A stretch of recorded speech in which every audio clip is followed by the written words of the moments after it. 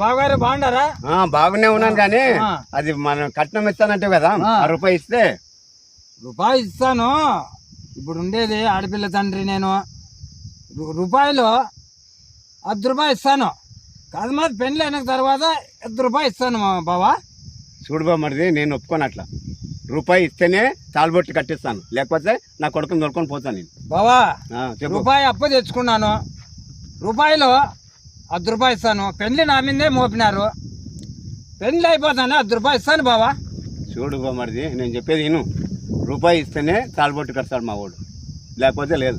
బంగారం లాంటి నా కొడుకు నీకు ఎత్తుంటే నేను. బంగారు లాంటి కొడుకే బావా. నాకు నా బిడ్డ కానీ బంగారు లాంటి మనిషే. బంగారు అట్లా బాబా ఎన్న పూసున్నట్ల మీరు అనుకున్నారంతే. ఆ బాబా అట్లుంది. రూపాయి ఇస్తాను వరకు, లేకపోతే లేదు. చూడు బాబా అలా లేదు. ఇంకా నేను ఎన్ని పూసి నీ దగ్గర పెట్టుకో, నీ బంగారం నీ దగ్గర పెట్టుకో. అందరు బంగారు రూపాయి ఇచ్చే వరకు లేదు. రూపాయి ఇవ్వాలా పోవాలి. నేను ఇస్తాను బాబా. పెళ్ళి అయితే 10 రూపాయలు ఇస్తాను. చూడు బామ్మడిది, రూపాయి ఇస్తేనే మన బంధుత్వం, లేకపోతే తెగిపోతుంది.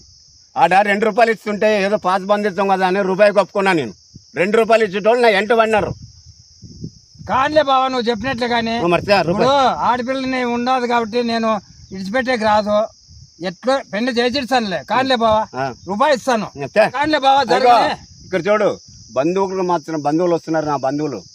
వాళ్ళు మాత్రం ఏ మాత్రం నోటు చేయకోకుండా చూడాలా సుమా. కందిబాబు గట్టిది, కందిబాలతో బాగుంటారు. ఎట్లుండాలంటే అట్లా చేసి పెట్టాలి. చేస్తాను బావా. ఏ మాత్రం తక్కువ ఉండకూడదు. చేస్తాను బావా. ఓళిగలు కరిచాకాయలు అన్ని ఉండాలా. అన్ని చేస్తాను బావా. బంధువులకు మాత్రం బాగా జాగ్రత్తగా చూడు. చేస్తాను బాబా. తక్కువ చేసినావా ఆడికే ఇంక ఆగిపోతుంది మన సంబంధం. అట్లా చేస్తాను బాబా. సరే సరే నాన్న. ఎక్కడ తేవాలా, ఏడ తేవాలా డబ్బులు? అక్కు ఏదో రూపాయి పెట్టుకుంటే అది కట్నం ఇచ్చినాను. కప్పం ఏం పాపారాయుడు, ఏమంత కష్టం వచ్చిండో అది అంత దీర్ఘంగా ఆలోచిస్తాను. ఏం చేస్తావు స్వామి? ఈరా స్వామి, నా బాధలు ఏదో రూపాయి అంటే కట్నం ఇచ్చినాను. ఇప్పుడు బజ్జరిగా పెళ్లి చేయాలనుకున్నాను స్వామి. రూపాయి లేదు. ఎవరు ఇస్తారు, ఎవరిని అడగాలని ఆలోచన చేస్తున్నాను స్వామి. రూపాయి పెట్టి పెళ్లి చేస్తావా? ఊను స్వామి.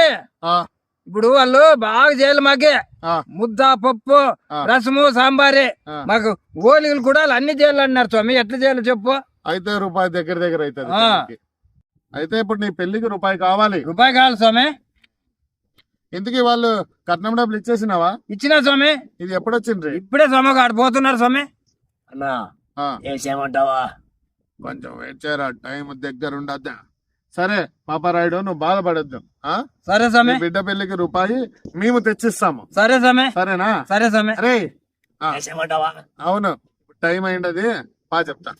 కుమారా తండ్రి గారు, మన బంధువులు అందరినీ తప్పకుండా అందరం పిలిపియాలపా. అలాగే తండ్రి గారు, అందరినీ పిలుస్తాను. అదే అంటున్నాను. ఆడొస్తుంది పాపారాయుడు బీగుల్లే కదా కట్నం తీసుకొని పోయే నాయలు. అవునా వాళ్ళనా? ఫస్ట్ నేను ఒకటి వేసొస్తా, తర్వాత నువ్వు వేసుకో. ఇదే ఉండ. ఈ నాయలు కట్టానికి రూపాయి తెలివేసినారు. ఆ డబ్బు మరి పాపారాయుడు ఇయడానికి నేను పావులాతో తెలివేస్తా.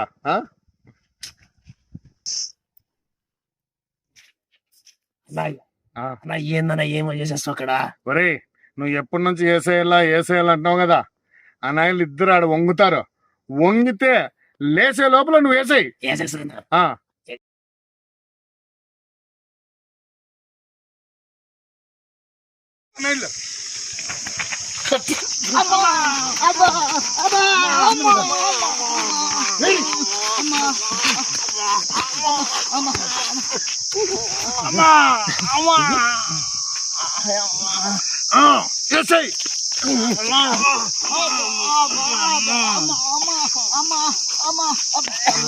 తండ్రి గారు, కుమారా పావులా కాసు పడితే రూపాయి పైకారా నాయన. అవును తండ్రి గారు. నడమని కూడా పైకి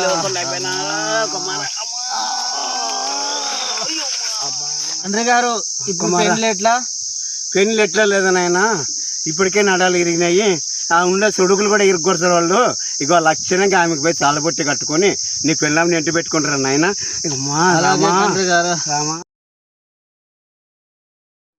పాపారాయుడు, చెప్పు స్వామి. బిడ్డ పెళ్లికి రూపాయి కావాలంటే కదా. అవును స్వామి. బట్ ఈ రూపాయి తీసుకొని నీ బిడ్డ పెళ్లి బజ్జర్గా చేసేయి. రూపాయి ఆడ చూసినా స్వామీజీ. దాని శుద్ధాలా లేరా వేసే టైం అప్పుడు అయిపోయింది అది. ఊనండి పాపారాయుడు మన్నాడ నీకు ఆ శుద్ధాలా నీ బిడ్డ పెళ్లి బ్రహ్మాండంగా బజ్జరుగా ఊరంతా గట్టి పప్పు పెట్టి చెయ్యి. సరే స్వామి, సరే స్వామి, పెళ్లికి మేము వస్తాము. సరే స్వామి, సరే ఓకే స్వామి. ఈరాగడ ఏదో పనికి రాకున్నాడు అనుకోండి, రూపాయి తెచ్చిచ్చినాడు అప్ప పాపం. బజ్జరికి పెండ్లు చేసి నా బిడ్డ పెండ్లు నా కొడుకులు బువ్వ పప్పు వేసి బాగా పెట్టి పంపిస్తానప్పా నేను. ఫ్రెండ్స్ చూసారు కదా, పాత కథల్ని కూడా మీ ముందుకు తేవాలనే ఉద్దేశంతోనే ఇటువంటి నీతి కథలను కూడా మీ ముందుకు తీసుకొని రావడానికి ట్రై చేస్తున్నాం ఫ్రెండ్స్. ప్రతి వీడియో కూడా మిమ్మల్ని నవ్వించడానికి ఎండపూటను చూడండి వచ్చి హెచ్చరంగా చేస్తున్నాము. Thank you so much for your support friends. మీకు ముందుకు ఇంకా మంచి కథలు అయితే తీసుకొని వస్తాం. తర్వాత కొంతమంది కొత్త వాళ్ళకి కూడా అవకాశం ఇవ్వాలని చూస్తున్నాం. బట్ ఈడ మాకి లోకల్లో అందుబాటులో ఉన్న వాళ్ళకి తప్పకుండా కొంతమంది కొత్త వాళ్ళకి కూడా త్వరలో అవకాశం ఇవ్వబోతున్నాం. Thank you so much for your support. మా వీడియో నచ్చితే 10 మందితో పంచుకోండి, హ్యాపీగా నవ్వండి. ఇటువంటి కథల ద్వారా మన సమాజంలో కొంచెం మార్పు రావడానికి అయితే ఉండే అవకాశం ఉండదు. ప్రయత్నిస్తున్నాము. రిజర్ చెట్ల వేడికి కూడా ఈ ఎండలో తీస్తున్నాము. ఈ వేడి ఎంత ఉన్నది చూడండి.